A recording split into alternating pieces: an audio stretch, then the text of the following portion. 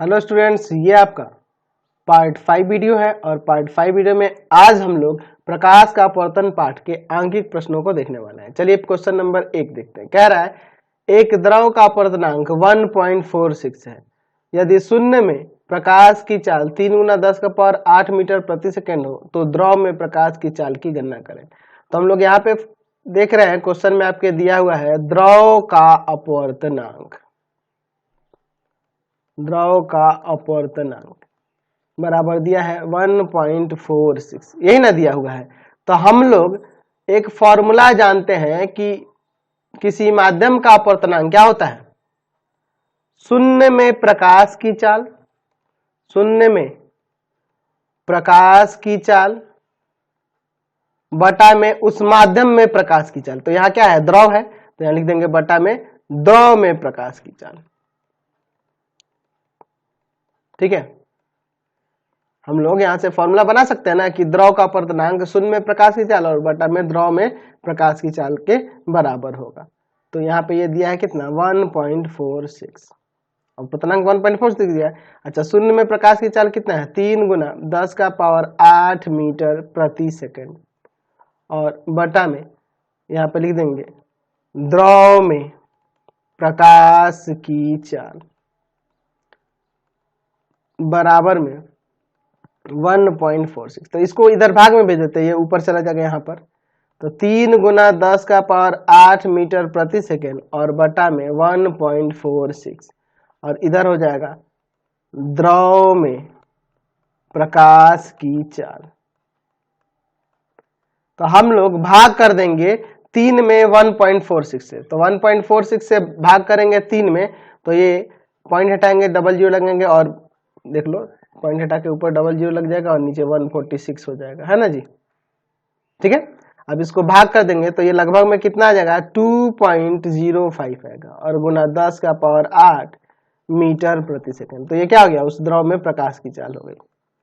द्रव में प्रकाश की चाल कितना हो गई, तो 2.05 गुना 10 का पावर 8 मीटर प्रति सेकेंड। समझ गए। क्वेश्चन नंबर 2 देखिए, कह रहा है प्रकाश की एक किरण हवा से हीरे में प्रवेश करती है। यदि हीरे का अपवर्तनांक 2.42 हो तो हीरे में प्रवेश करने पर प्रकाश की चाल कितनी प्रतिशत कम हो जाती है। तो हमें पता है कि अगर अपवर्तनांक अधिक होता है तो उसमें उस माध्यम में प्रकाश की चाल उतनी ही कम होती है। तो हमारे पास यहाँ पे दिया हुआ है हीरा का अपवर्तनांक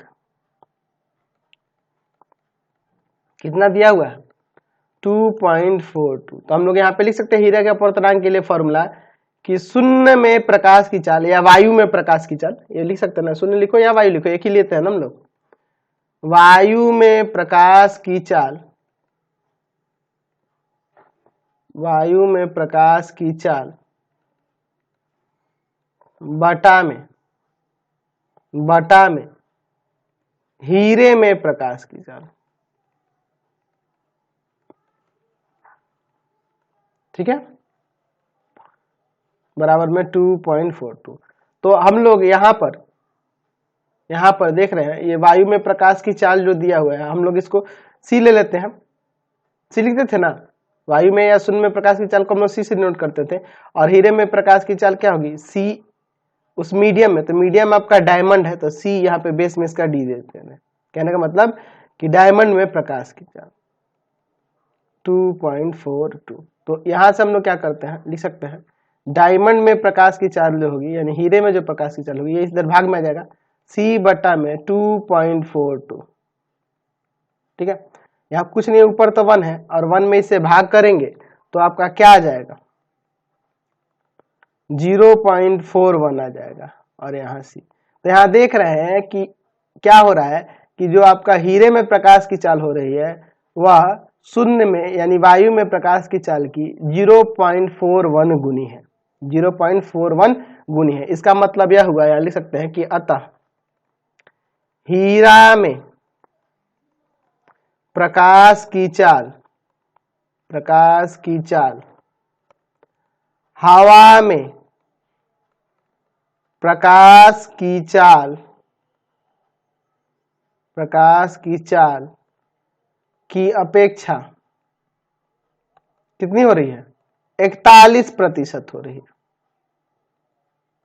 0.41 गुनी का मतलब 41% हो जाएगा ना, और इसको प्रतिशत में देखा जाए तो। अच्छा 41% है, तो 41% होने का मतलब कि हीरे में जो प्रकाश की चाल है वह 100 में से 41 घटा लो 59% कम हो जाएगी। तो लिख सकते हैं, यहाँ पे हम लोग नीचे लिख देते हैं कि आपका हीरा में प्रकाश की चाल 59% से कम हो जाती है। समझ गए? चलते अब नेक्स्ट क्वेश्चन पे। चलिए अगला क्वेश्चन देखिए 3 नंबर। वायु में गमन करती प्रकाश की एक किरण कांच के एक स्लैब पर आपतित होती है। किरण कांच की सतह पर खींचे गए अभिलंब से 45 डिग्री का कोण बनाती है, यानी कि ये आपतन कोण हो गया। कितना बन गया? 45 डिग्री का बन गया। स्लैब के अंदर अपवर्तित किरण द्वारा अभिलंब से बनाए गए कोण का मान निकालना है, यानी हमें एंगल आर निकालना है। स्लैब के पदार्थ का अपवर्तनांक √2 है, तो अपवर्तनांक दिया है, अपवर्तनांक का मान यहाँ पर क्या दिया है? √2 दिया है। तो हम लोग जानते हैं इसका फॉर्मूला साइन आई बटा में साइन आर भी हम लोग ले सकते हैं, बराबर में √2।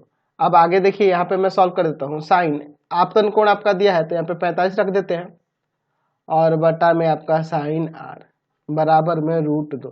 तो साइन 45 की बात करें तो साइन 45 का 1/√2 होता है मान, और बटा में आपका है साइन आर बराबर में √2।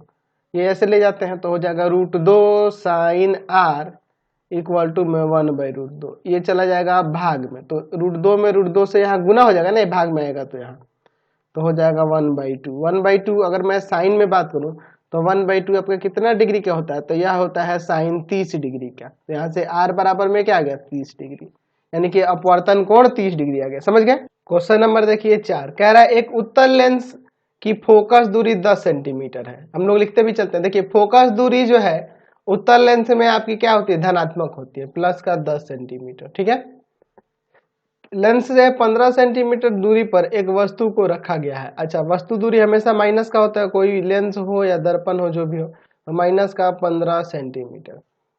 आगे अगर आप प्रतिबिंब कहाँ, प्रतिबिंब का स्थान, प्रकृति और आवर्धन निकालना है। अच्छा, हमें पहले भी निकालना है, फिर उसके बाद बताना है कि उसका नेचर कैसा होगा, प्रतिबिंब कैसा बनेगा, और उसका आवर्धन क्या होगा। आवर्धन यानी m का मान भी हमें निकालना है। चलिए हम लोग देखते हैं। तो सबसे पहले हम लोग यहाँ लिखेंगे लेंस सूत्र को, क्योंकि हमें भी निकालना है ना जी। क्या होता है? 1/v minus 1/u equal to में 1/f। तो 1/v माइनस 1/u की जगह यहाँ माइनस 15 इक्वल टू में 1/f, यानी प्लस का 10 यहाँ लेंगे। चलिए माइनस माइनस प्लस हो जाएगा ना जी। ठीक है, अब देखिए, अब इसको हम लोग उधर ले जाते, तो प्लस में है तो उधर जाके माइनस में जाएगा। तो 1/v बराबर में 1 प्लस का 10 है और माइनस 1/15 है। अब एलसीएम लेके यहाँ पे सॉल्व करते हैं। एलसीएम होगा 30, यहाँ 3 आएगा, यहाँ 2 आएगा। तो यहाँ से 1/v बराबर में आ जाएगा 1/30। क्रॉस मल्टीप्लाई करेंगे, v बराबर में प्लस का 30 आ गया। तो देखो प्लस का 30 आने से प्रतिबिंब कहने का मतलब दाहिने तरफ बनेगा, और लेंस में दाहिने तरफ जब बनेगा तो वह हमेशा वास्तविक और उल्टा होता है। ठीक है, तो यहाँ पे हम लोग लिख देंगे कि प्रतिबिंब दूरी जो होगी वहाँ क्या हो जाएगी? 30 सेंटीमीटर हो जाएगी। और पूछ रहा था, यानी भी निकालना था, तो हम भी निकाल दिए प्रतिबिंब दूरी। अच्छा, फिर आपके पास पूछ रहा था इसमें कि प्रतिबिंब की प्रकृति क्या होगी, तो लिखेंगे कि प्रतिबिंब वास्तविक तथा उल्टा होगा, वास्तविक तथा उल्टा होगा, उल्टा होगा। और क्या? तो इसका आवर्धन पूछ रहा था, तो m निकाल देते हैं। तो आवर्धन की बात करेंगे, आवर्धन की बात करेंगे तो उसके लिए हम लोग फॉर्मूला जानते हैं, m बराबर में प्लस का v/u। ये जानते हैं ना। देखिए HI/HO भी होता है, लेकिन वो तो दिए नहीं है मान, तो हम लोग इसी का प्रयोग करेंगे। तो प्लस का 30, और आपका u का मान कितना है? तो u का मान था माइनस का 15,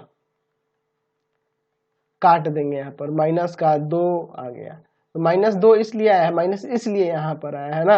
आप माइनस में आने का तात्पर्य है कि प्रतिबिंब वास्तविक और उल्टा हुआ है इसलिए, ठीक है। ऐसे अगर आप आंसर लिखोगे तो आवर्धन लिख दोगे कि आवर्धन आपका 2 होगा, ठीक है।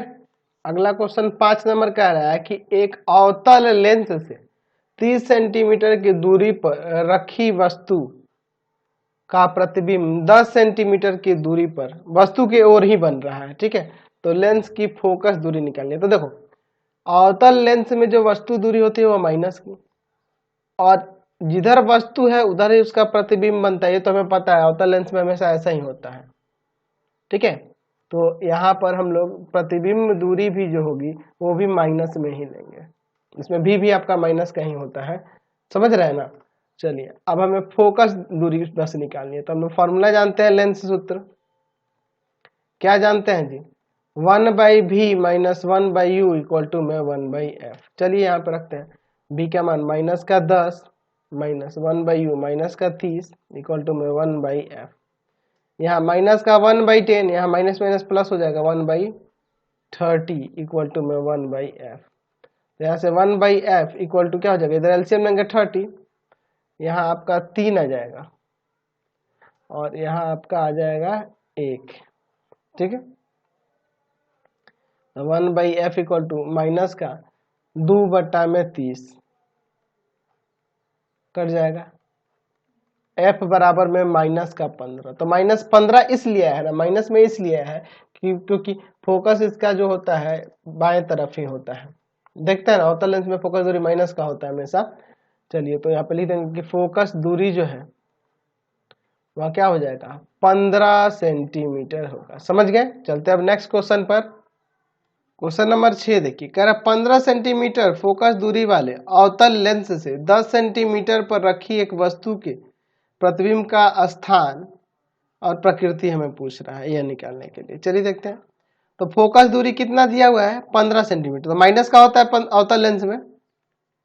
अब वस्तु क्या है, लेंस से 10 सेंटीमीटर दूरी पर रखी है, तो वस्तु दूरी भी आपका माइनस का।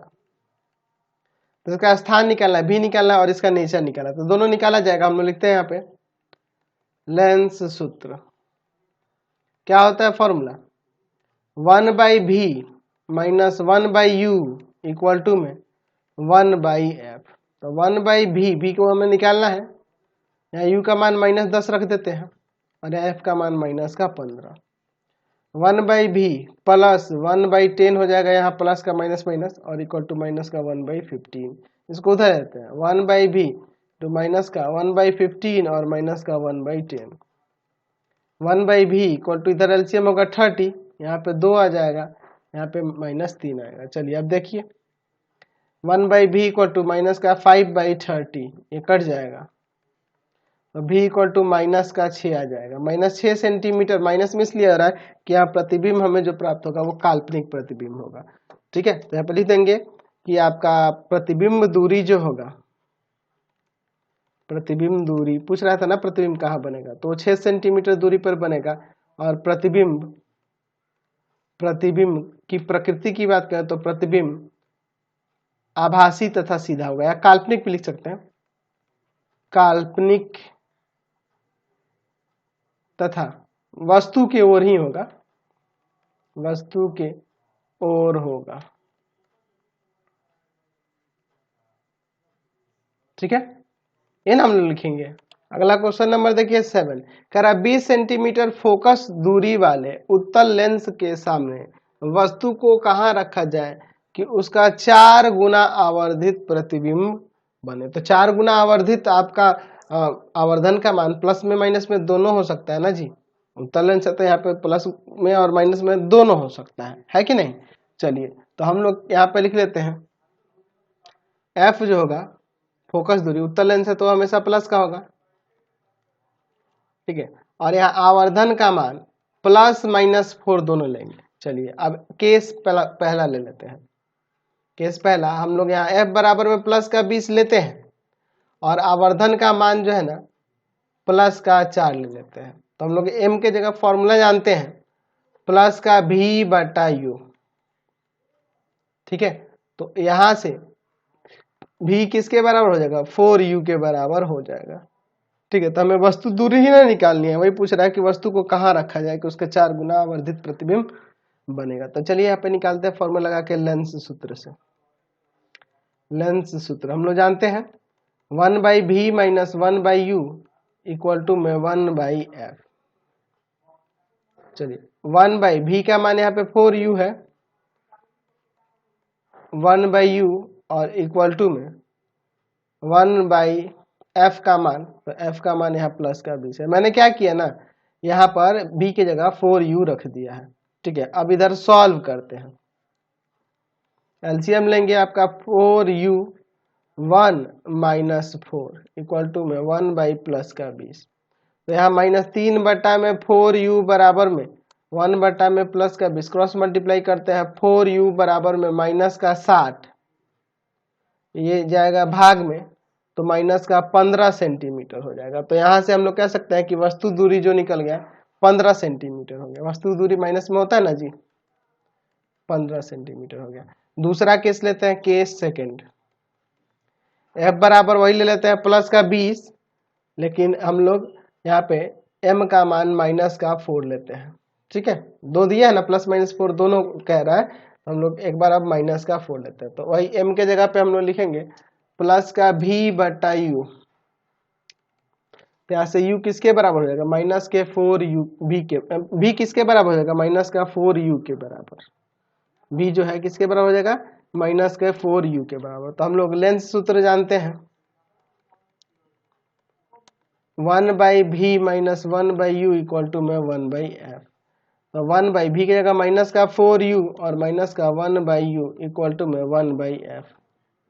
चलिए अब यहाँ से एलसीएम ले लेंगे, 4u यहाँ माइनस का 1 और यहाँ माइनस का 4 हो जाएगा इक्वल टू में 1/f के जगह यहाँ प्लस का 20 रख देते हैं। ठीक है, तो यहाँ हो जाएगा माइनस का 5 और बटा में 4u बराबर 1 plus minus 20, sorry plus 20, cross multiply करते हैं तो 4u बराबर में आ जाएगा माइनस का कितना हो जाएगा 100, तो u बराबर ये जाएगा भाग में, तो माइनस का 25 सेंटीमीटर आ गया। तो यहाँ से हमारा वस्तु दूरी क्या हो गया, वस्तु दूरी क्या आ गया 25 सेंटीमीटर। यानी कि वस्तु को 25 सेंटीमीटर दूरी या 15 सेंटीमीटर, एक 15 सेंटीमीटर भी रहता है, इतना दोनों जगह कहीं भी रखा जा सकता है। ठीक है, चलिए क्वेश्चन नंबर 8 देखिए, 3 गुना आवर्धित काल्पनिक या कहें तो आभासी प्रतिबिंब तब प्राप्त होता है जब एक उत्तल लेंस से 24 सेंटीमीटर की दूरी पर एक वस्तु रखी जाती है। यानी कि वस्तु दूरी हमारे पास 24 सेंटीमीटर दिया हुआ है। ठीक है, लेंस की फोकस दूरी क्या होगी। अच्छा देखो प्रतिबिंब कैसा बन रहा है, 3 गुना आवर्धित काल्पनिक प्रतिबिंब बन रहा है। तो m का मान क्या लेंगे, प्लस का 3 लेंगे, क्योंकि हमें काल्पनिक प्रतिबिंब प्राप्त हो रहा है, इसलिए समझ रहे ना, m का मान प्लस का 3 हो जाएगा। चलिए तो अब यहाँ पर माइनस नहीं लेंगे, सिर्फ प्लस, क्योंकि ये काल्पनिक सिर्फ बन रहा है प्रतिबिंब, वास्तविक नहीं बन रहा है। तो m बराबर होता है प्लस का v बटा में u, होता है ना जी। तो यहाँ पर हम लोग u के जगह पर रख सकते हैं ना, v बटा में कितना माइनस का 24 सेंटीमीटर बराबर में प्लस का 3, ये जाके उधर गुना करेगा, तो v बराबर में हो जाएगा माइनस का 72 सेंटीमीटर। तो u और v दोनों हमारे पास हो गए, तो हम फोकस नहीं निकाल सकते, फोकस दूरी। चलिए तो लगाते हैं लेंस सूत्र, 1/v minus 1/u equal to में 1/f। तो 1/v की जगह माइनस का 72, 1/u, u की जगह माइनस का 24 और इक्वल टू में 1/f। चलिए आगे सॉल्व करते हैं इसको, माइनस 1/72 और यहाँ प्लस हो जाएगा 1/24 इक्वल टू में 1/f। यहाँ पे एलसीएम लेंगे तो आपका 72, यहाँ माइनस, यहाँ प्लस का 3 आ जाएगा, एलसीएम ले लेंगे तो ऊपर 2 और बटा में यहाँ पर क्या हो जाएगा आपका 72 बराबर 1/f, काट देंगे 36 बार में हो जाएगा। तो यहाँ पे f कितना आ जाएगा, प्लस का 36 सेंटीमीटर आ गया। तो प्लस इसलिए आ रहा है क्योंकि ये उत्तल लेंस है। तो यहाँ पे लिख सकते हैं कि फोकस दूरी जो होगा, फोकस दूरी जो होगा वह कितना हो जाएगा, वह आपका 36 सेंटीमीटर होगा। समझ गए। क्वेश्चन नंबर 9 देखिए, कह रहा है कि एक उत्तल लेंस की फोकस दूरी 12 सेंटीमीटर। तो फोकस दूरी प्लस का होता है उत्तल लेंस में, चलिए आगे कह रहा है इसके प्रधान अक्ष पर लेंस से 15 सेंटीमीटर की दूरी पर 2 सेंटीमीटर ऊंची एक वस्तु रखी गई है। तो वस्तु दूरी माइनस का 15 सेंटीमीटर हो जाएगा और वस्तु की ऊंचाई जो दिया है वह प्लस का 2 सेंटीमीटर होगा। वस्तु ऊंचाई प्लस में होता है। प्रतिबिंब का आकार प्रकृति निकालना है। हमें क्या निकालना है? हाइट ऑफ इमेज और उसकी प्रकृति यानी उसका नेचर बताना है। चलिए देखते हैं। तो सबसे पहले हमारा काम होगा भी निकालने के लिए ना, तो पहले हम लोग लेंस सूत्र लगा लेते हैं। लेंस सूत्र तो 1/v minus 1/u equal to में 1/f। तो 1/, अब हम लोग भी क्यों निकाल रहे हैं? क्योंकि हमें आकार निकालने के लिए ये निकालना पड़ेगा। माइनस 1/u के जगह पे माइनस का 15 इक्वल टू 1/f यानी प्लस का यहाँ पर 12। चलिए निकालते हैं यहाँ पे सॉल्व करके। 1/v प्लस 1/15 हो जाएगा बराबर में 1/12। ये उधर जाएगा तो 1/v बराबर में 1/20 माइनस का 1/15। ठीक है, 1/v इक्वल टू, सॉरी 1/12 है ना जी, यहाँ पे 1/12 है, 1/12 माइनस 1/15। चलिए यहाँ पे एलसीएम ले लेंगे तो एलसीएम दोनों का क्या होगा? एलसीएम दोनों का 60 हो जाएगा। इसमें से डिवाइड करेंगे 5 आ जाएगा, इसमें से डिवाइड करेंगे तो आपका 4 आएगा, एक में जाके गुना करेगा 4 ही हो जाएगा। तो यहाँ से 1/v इक्वल टू 1/60 आ गया, यानी कि v इक्वल टू में प्लस का 60 सेंटीमीटर आ गया। ठीक है, तो हमारा v आ गया। तो हम लोग जानते हैं कि आवर्धन का मान जो होता है प्लस का v/u इक्वल टू में hi/ho के बराबर होता है। तो हम लोग इन दोनों को ही बराबर कर लेते हैं। तो यहाँ से हमारे पास v का मान है प्लस का 60 सेंटीमीटर और हमारे पास u का मान है माइनस का 15 सेंटीमीटर। हाइट ऑफ इमेज निकालना है और हाइट ऑफ ऑब्जेक्ट हमारे पास दिया हुआ है प्लस का 2 सेंटीमीटर, प्लस का 2 सेंटीमीटर। तो यहाँ से हम इसको काट सकते हैं 4 बार में, ये जाके उधर गुना करेगा, यहाँ माइनस है एक और ये बाकी सब प्लस में ही, तो माइनस में ही आएगा ना, 4 दूना 8 माइनस का 8 सेंटीमीटर हाइट ऑफ इमेज। यानी कि यहाँ पे लिख सकते हैं कि प्रतिबिंब ऊंचाई या प्रतिबिंब का आकार जो होगा वह कितना हो जाएगा? 8 सेंटीमीटर हो जाएगा। और माइनस इसलिए आ रहा है क्योंकि प्रतिबिंब यहाँ वास्तविक और उल्टा होगा। तो लिख सकते हैं कि प्रतिबिंब वास्तविक तथा उल्टा होगा, वास्तविक तथा उल्टा होगा। क्वेश्चन नंबर 10 देखिए, कह रहा है एक उत्तल लेंस की फोकस दूरी 10 सेंटीमीटर है। तो उत्तल है तो प्लस का हो जाएगा। इसके प्रधान अक्ष पर लेंस से 20 सेंटीमीटर दूरी, अच्छा पिछले क्वेश्चन के तरह ही है, 5 सेंटीमीटर ऊंची एक वस्तु रखी गई है। वस्तु दूरी जो है माइनस का 25 सेंटीमीटर और वस्तु ऊंचाई जो है वह कितना है? 5 सेंटीमीटर है, तो प्लस का लेंगे। प्रतिबिंब का आकार और स्थान बताना है, यानी कि हाइट ऑफ इमेज भी निकालना है। ठीक है, और हमें क्या करना है जी? प्रतिबिंब का स्थान यानी भी निकालना है। चलिए, और यह भी बताइए कि प्रतिबिंब सीधा होगा या उल्टा। चलिए वो तो पता चल जाएगा। चलिए तो सबसे पहले हम लोग यहाँ पे लेंस सूत्र लिख लेते हैं। तो लेंस सूत्र की बात करें तो 1/v minus 1/u equal to में 1/f। तो 1/v हमें निकालना है, u का मान माइनस का यहाँ 25 और f का मान यहाँ प्लस का 10। चलिए अब इसको थोड़ा सॉल्व कर लेते हैं। 1/v यहाँ माइनस माइनस प्लस हो जाएगा, 1/25 बराबर में 1/10। ये उधर जाएगा माइनस का हो जाएगा। 1/v इक्वल टू 1/10 माइनस का 1/25। ठीक है, तो यहाँ से 1/v इक्वल टू में यहाँ पे एलसीएम ले लेंगे 50, यहाँ 5 आ जाएगा और यहाँ पे आपका क्या हो जाएगा? 2 आएगा ना जी, 25 दूना 50। ठीक है, तो यहाँ से 1/v बराबर में हो जाएगा 3/50, यानी यहाँ फाइनली v बराबर में 50/3 सेंटीमीटर। तो पॉजिटिव आ रहा है हमें, तो पॉजिटिव आ गया। तो हम लोग लिख सकते हैं कि यहाँ से प्रतिबिंब दूरी जो है ना, प्रतिबिंब दूरी वह कितनी आ गई? प्लस का, प्लस लिखने की कोई जरूरत नहीं है, साइन इसमें देने की जरूरत नहीं है, यहाँ पे लिख देंगे 50/3 सेंटीमीटर। अच्छा, प्लस आने से यही पता चल रहा है कि प्रतिबिंब आपका कैसा होगा? वास्तविक और उल्टा होगा, क्योंकि ये दाहिने तरफ उसका प्रतिबिंब बनेगा ना, ये भी प्रतिबिंब दूरी जो पॉजिटिव आ जा रहा है, तो लिख सकते हैं इसे कि प्रतिबिंब उल्टा होगा। पूछ रहा था ना, कि कैसा होगा, तो ये वास्तविक और उल्टा ही ना होगा, प्रतिबिंब उल्टा होगा। ठीक है, प्रतिबिंब उल्टा होगा। अच्छा, अब हमें प्रतिबिंब की ऊंचाई भी निकालनी है।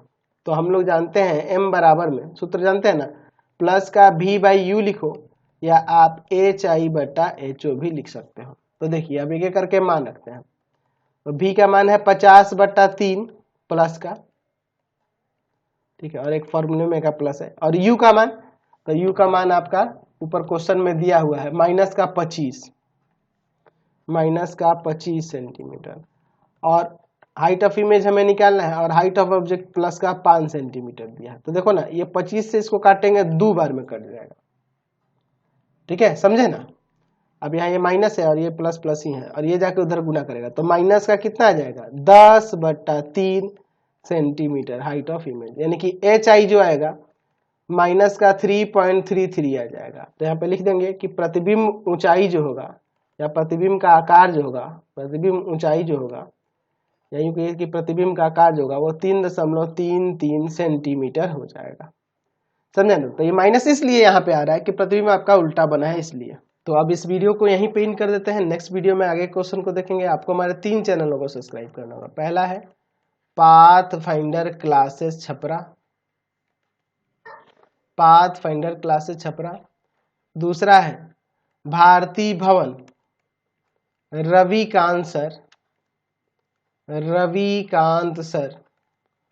और तीसरा चैनल है रविकांत सर के नाम से। तीनों चैनल को सब्सक्राइब कर लेंगे, और इससे रिलेटेड वीडियो के लिए सीधे डिस्क्रिप्शन में जाएंगे, और इससे रिलेटेड नोट्स के लिए गूगल पे जाकर सर्च करेंगे www.ravikantsir.in, और यहाँ पर जाकर आप सभी क्लासेस के नोट्स और उनके PDF को डाउनलोड कर सकते हैं और पढ़ भी सकते हैं।